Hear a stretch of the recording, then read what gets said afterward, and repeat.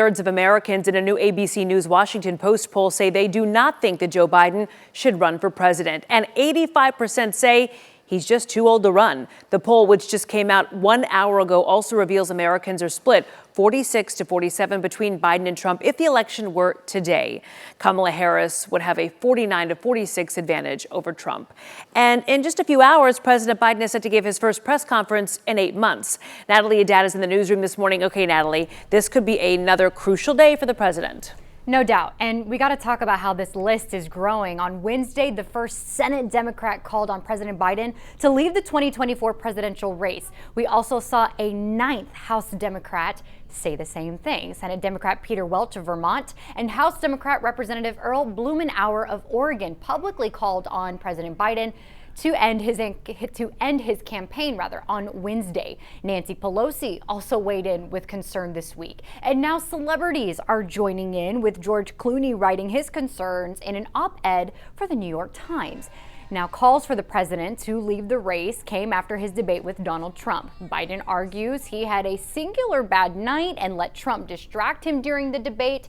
He also says his debate performance was not representative of his mental state. Now, while we don't know the exact details of what President Biden will say, the president is likely to use today's news conference as an opportunity to quiet the doubts swirling around his ability to run a successful campaign for re-election. That news conference is expected to happen around 4:30 Central Time today.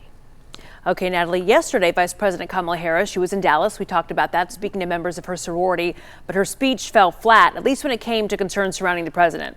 I think we were all expecting for Vice President Kamala Harris to make mention of some of the concerns surrounding President Biden's race, but Vice President Harris, she spoke for about 18 minutes, but made no mention about President Joe Biden's health or his age specifically. She also made no mention of her own political future, turning back to that poll we just mentioned. Now, the Vice President did, however, announce yesterday that soon hospitals around the country will be required to be stocked with life-saving care that is specifically for mothers before and after delivery. Texas has one of the highest maternal mortality rates in the United States, likely why she made the announcement here yesterday. Kara. Okay, thanks, Natalie, for the update. Meanwhile, the Republican National Convention 4 days away, and former President Donald Trump expected to announce his running mate any day now. Senator Marco Rubio joined him on stage at a campaign rally down in Florida this week. Now, there is speculation he's on the short list. Trump is confidently telling supporters he'll beat anyone the Democrats do nominate.